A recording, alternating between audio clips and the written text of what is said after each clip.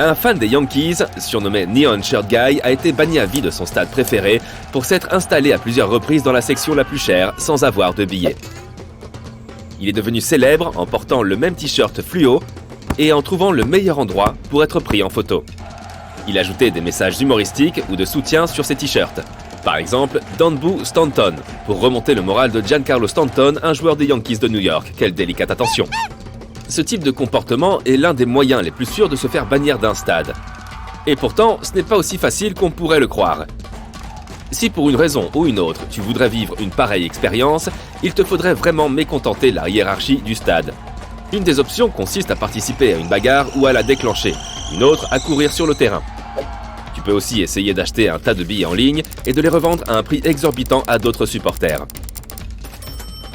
Apporter des fusées ou des feux d'artifice au stade, crier des obscénités ou jeter des objets sur le terrain sont également autant de moyens infaillibles de ne plus jamais revoir son équipe favorite en vrai. Du moins à domicile, quasi infaillible, oui.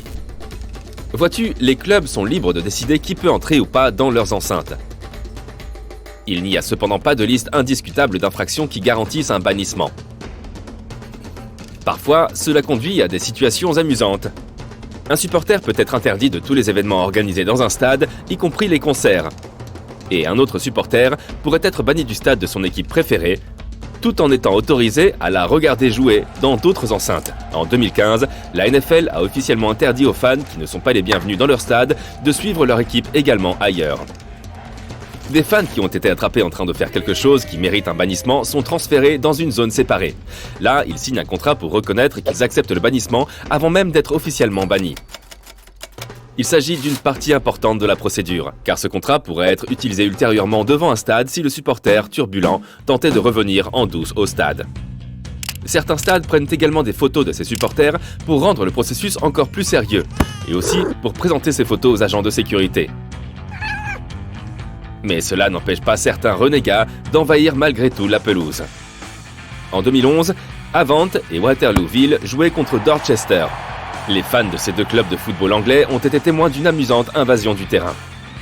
Un type portant un mankini et une perruque courait dans tous les sens jusqu'à ce qu'il soit plaqué au sol par le joueur-manager de Dorchester, Ashley Vickers. À noter qu'au lieu qu'on lui dise merci pour ce qu'il avait fait, Vickers a reçu un carton rouge, ce qui l'a vraiment surpris. Un autre fan, surnommé Jimmy Jump, est devenu une célébrité internationale pour avoir envahi plusieurs grands événements. Du concours Eurovision de la chanson à la Formule 1 et au match de l'UEFA. Le montant total des amendes qu'il doit payer s'élève à plus de 200 000 $. Lors de la finale de l'UEFA Euro 2004, il a jeté un drapeau du FC Barcelone sur le capitaine de l'équipe du Portugal, qui avait quitté son club pour jouer pour ses principaux rivaux. Quelques instants avant la finale de la Coupe du Monde de la FIFA 2010 en Afrique du Sud, Jimmy Jump a accouru sur le terrain et a essayé de poser une barretina, un chapeau traditionnel méditerranéen, sur le trophée. Les agents de sécurité l'ont arrêté. Il est assez facile d'attraper un supporter turbulent et d'imposer son interdiction, mais la faire ensuite respecter est une autre paire de manches. Il n'existe pas de statistiques officielles sur le nombre de supporters interdits qui parviennent à entrer malgré tout dans les stades. Mais selon les experts en sécurité, c'est loin d'être une chose impossible. Certains supporters bannis achètent des billets en utilisant les cartes de leurs amis. Mais dans ce cas, ces derniers sont également légalement responsables si le supporter se fait prendre. Ils peuvent aussi essayer de se camoufler ou se déguiser pour se faufiler à l'intérieur. Le service de sécurité des stades a accès à une base de données de ces délinquants.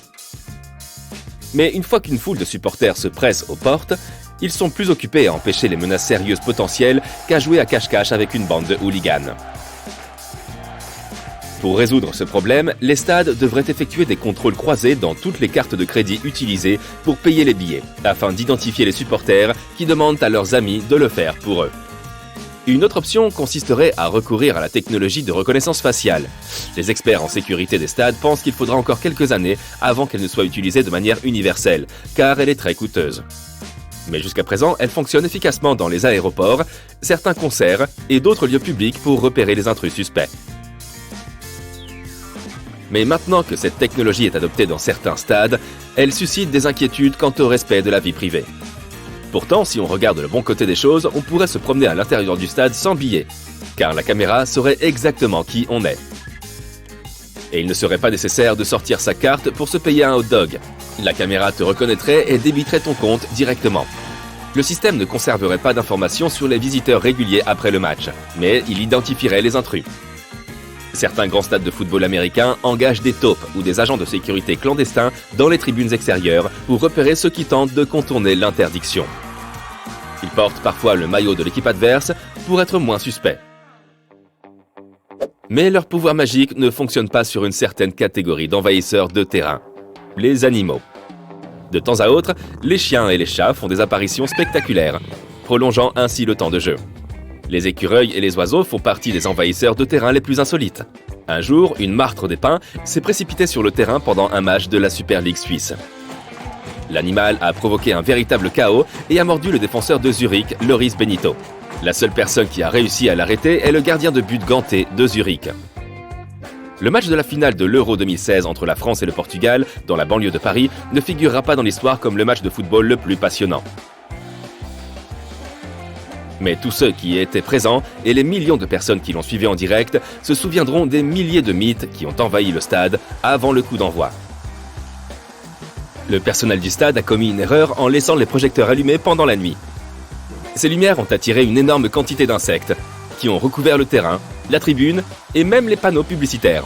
Ils ont même osé s'attaquer à Cristiano Ronaldo lui-même. Supposons que tu aies réussi à convaincre un ami de t'acheter un billet et à te faufiler entre les vigiles avec ta fausse moustache. Quel est le pire qui puisse t'arriver si tu te fais prendre la main dans le sac ? Chaque stade et chaque ligue sportive a ses propres règles concernant ce qu'il convient de faire. La NFL est assez stricte à ce sujet, donc si tu es retiré et banni de l'un de ces stades, tu es également banni de tous les autres. Les stades qui font partie de la Major League Baseball édictent souvent des interdictions de plusieurs années. Parfois, les interdictions sont indéfinies ou durent même jusqu'à ta mort. Après quoi, ils te laisseront revenir. Non, je plaisante. Dans la première ligue anglaise, les supporters qui envahissent le terrain, apportent une fusée éclairante dans le stade ou font d'autres choses similaires ne vont pas en prison, mais peuvent recevoir une ordonnance d'interdiction de jouer au football. S'ils ne respectent pas cette interdiction, ils peuvent être condamnés à 6 mois de prison. Dans certains cas extrêmes, ces ordonnances d'interdiction peuvent durer jusqu'à 10 ans. Et signifie que la personne ne pourra entrer dans aucun stade de football au Royaume-Uni et ne pourra assister à aucun match de l'équipe nationale, même s'il se déroule à l'étranger. Parfois, les supporters déchaînés sont même priés de remettre leur passeport. Et c'est ce qui est arrivé à plus de 1300 supporters d'Angleterre et du Pays de Galles avant la Coupe du Monde au Qatar. Et quel que soit le pays dans lequel on vit, même si l'on fait preuve d'un comportement parfait lorsqu'on se glisse en douce dans un stade après avoir été interdit, on peut toujours être accusé de non-respect des règles. Les récidivistes s'exposent le plus souvent à de lourdes amendes ou à des poursuites judiciaires. Au moins une fois, une invasion de terrain de jeu est restée impunie dans l'histoire de la NFL. Le match de championnat de 1958 opposait les Colts de Baltimore et les Giants de New York, au Yankee Stadium. La foule de 68 000 fans s'est un peu enflammée. Ils ont réussi à débrancher le câble de NBC responsable de la diffusion. Le match était sur le point d'être interrompu à tout moment. Il fallait donc trouver une solution, et vite. NBC a alors envoyé son directeur commercial, qui s'occupait des statistiques les jours de match, courir le long du terrain après le temps mort. Les agents l'ont poursuivi pendant un certain temps, ce qui a permis à NBC de gagner du temps et de sauver la retransmission, ne manquant que le premier jeu après le temps mort. Ce match est devenu le premier et jusqu'à présent le seul match de championnat de la NFL à se terminer en prolongation.